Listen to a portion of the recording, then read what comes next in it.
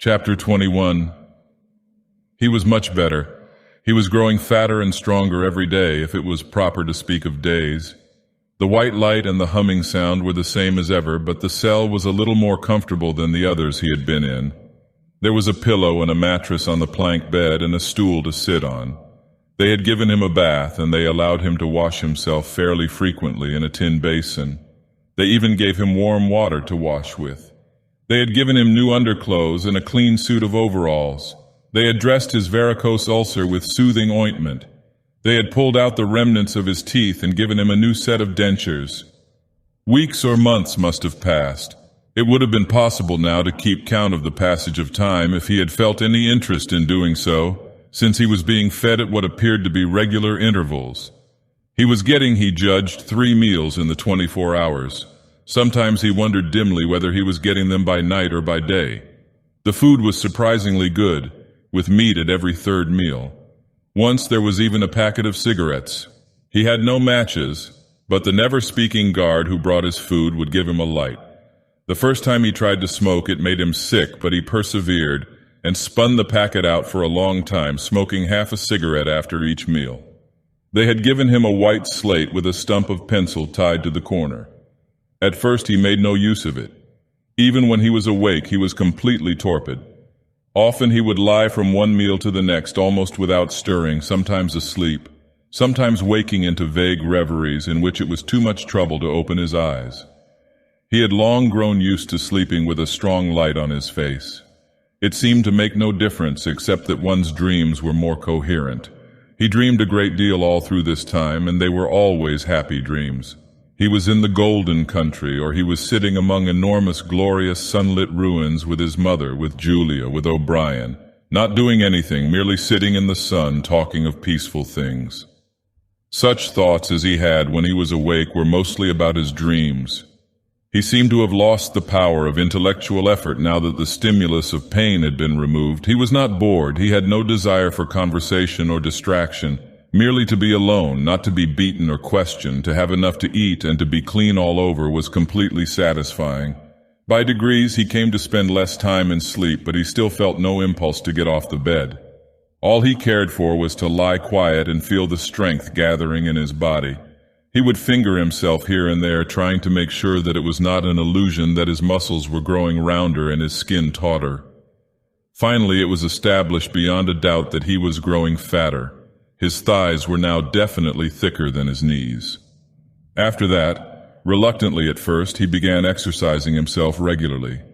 In a little while he could walk 3 kilometers, measured by pacing the cell, and his bowed shoulders were growing straighter.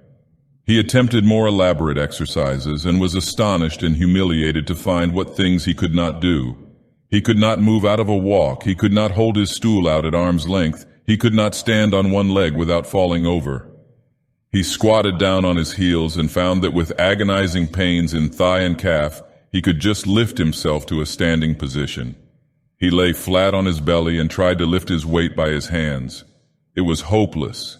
He could not raise himself a centimeter. But after a few more days, a few more meal times, even that feat was accomplished.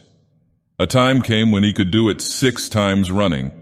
He began to grow actually proud of his body and to cherish an intermittent belief that his face also was growing back to normal.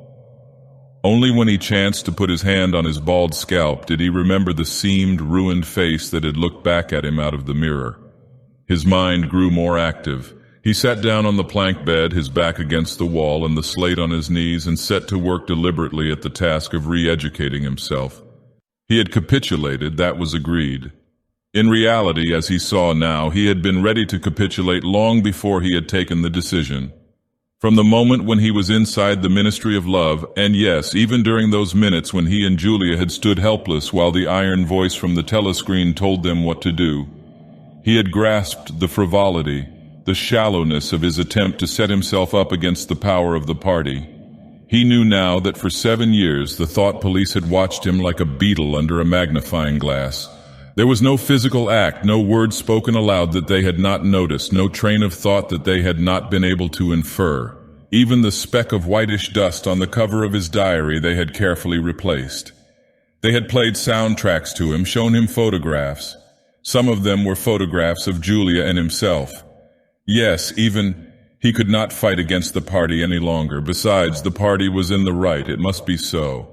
How could the immortal collective brain be mistaken? By what external standard could you check its judgments? Sanity was statistical. It was merely a question of learning to think as they thought only. The pencil felt thick and awkward in his fingers.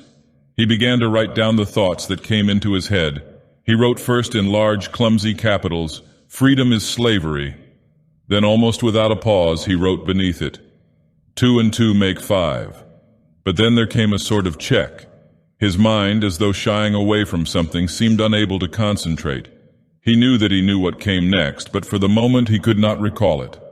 When he did recall it, it was only by consciously reasoning out what it must be.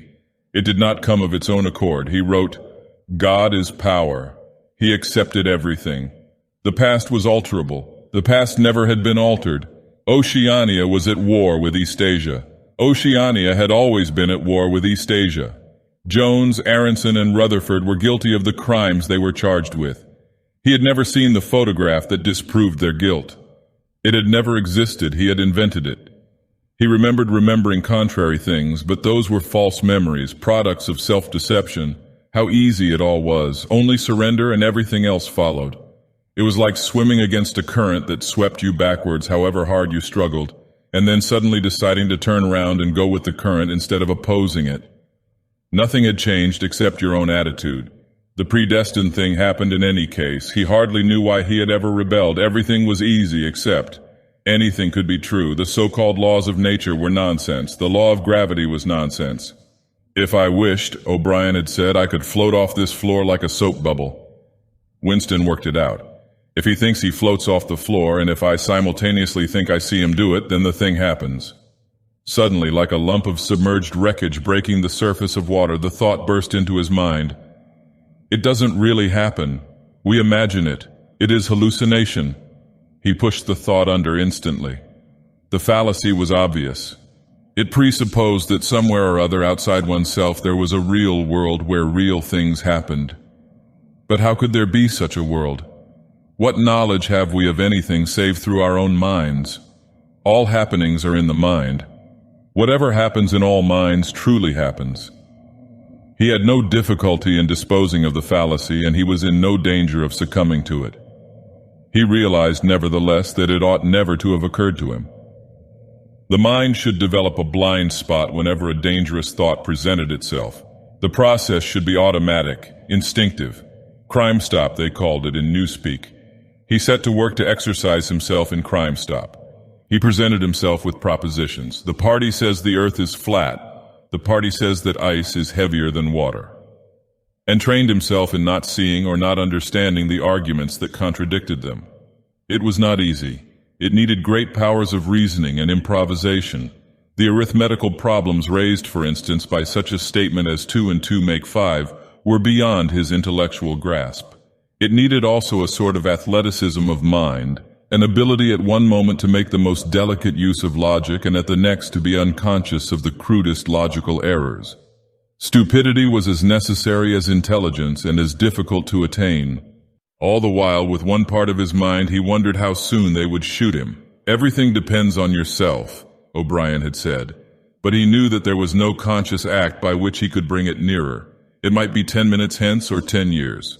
They might keep him for years in solitary confinement. They might send him to a labor camp. They might release him for a while, as they sometimes did. It was perfectly possible that before he was shot, the whole drama of his arrest and interrogation would be enacted all over again. The one certain thing was that death never came at an expected moment. The tradition, the unspoken tradition, somehow you knew it, though you never heard it said, was that they shot you from behind, always in the back of the head without warning as you walked down a corridor from cell to cell. One day, but one day was not the right expression, just as probably it was in the middle of the night. Once, he fell into a strange, blissful reverie. He was walking down the corridor waiting for the bullet. He knew that it was coming in another moment. Everything was settled, smoothed out, reconciled. There were no more doubts, no more arguments, no more pain, no more fear. His body was healthy and strong. He walked easily, with a joy of movement and with a feeling of walking in sunlight. He was not any longer in the narrow white corridors in the Ministry of Love. He was in the enormous sunlit passage, a kilometer wide, down which he had seemed to walk in the delirium induced by drugs. He was in the golden country, following the foot track across the old rabbit-cropped pasture. He could feel the short, springy turf under his feet and the gentle sunshine on his face. At the edge of the field were the elm trees, faintly stirring, and somewhere beyond that was the stream where the dace lay in the green pools under the willows. Suddenly he started up with a shock of horror. The sweat broke out on his backbone. He had heard himself cry aloud, "Julia, Julia, Julia, my love, Julia!" For a moment he had had an overwhelming hallucination of her presence. She had seemed to be not merely with him, but inside him. It was as though she had got into the texture of his skin. In that moment he had loved her far more than he had ever done when they were together and free. Also he knew that somewhere or other she was still alive and needed his help. He lay back on the bed and tried to compose himself. What had he done? How many years had he added to his servitude by that moment of weakness? In another moment he would hear the tramp of boots outside. They could not let such an outburst go unpunished. They would know now, if they had not known before, that he was breaking the agreement he had made with them. He obeyed the party, but he still hated the party. In the old days he had hidden a heretical mind beneath an appearance of conformity. Now he had retreated a step further. In the mind he had surrendered, but he had hoped to keep the inner heart inviolate. He knew that he was in the wrong, but he preferred to be in the wrong. They would understand that. O'Brien would understand it. It was all confessed in that single foolish cry. He would have to start all over again. It might take years. He ran a hand over his face, trying to familiarize himself with the new shape. There were deep furrows in the cheeks. The cheekbones felt sharp, the nose flattened. Besides, since last seeing himself in the glass, he had been given a complete new set of teeth. It was not easy to preserve inscrutability when you did not know what your face looked like. In any case, mere control of the features was not enough. For the first time, he perceived that if you want to keep a secret, you must also hide it from yourself. You must know all the while that it is there, but until it is needed, you must never let it emerge into your consciousness in any shape that could be given a name. From now onwards, he must not only think right, he must feel right, dream right, and all the while he must keep his hatred locked up inside him like a ball of matter which was part of himself and yet unconnected with the rest of him, a kind of cyst. One day they would decide to shoot him. You could not tell when it would happen, but a few seconds beforehand it should be possible to guess. It was always from behind, walking down a corridor. 10 seconds would be enough. In that time, the world inside him could turn over. And then suddenly, without a word uttered, without a check in his step, without the changing of a line in his face, suddenly the camouflage would be down and bang would go the batteries of his hatred. Hatred would fill him like an enormous roaring flame, and almost in the same instant, bang would go the bullet, too late or too early. They would have blown his brain to pieces before they could reclaim it. The heretical thought would be unpunished, unrepented, out of their reach forever. They would have blown a hole in their own perfection. To die hating them, that was freedom. He shut his eyes. It was more difficult than accepting an intellectual discipline.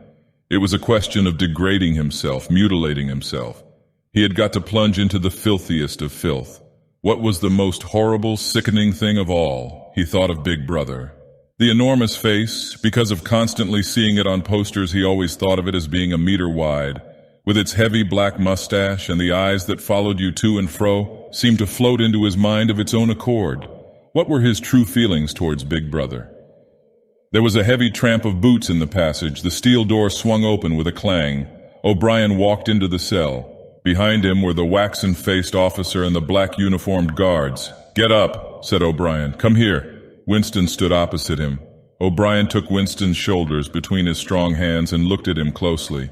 "You have had thoughts of deceiving me," he said. "That was stupid. Stand up straighter. Look me in the face." He paused and went on in a gentler tone. "You are improving. Intellectually, there is very little wrong with you. It is only emotionally that you have failed to make progress.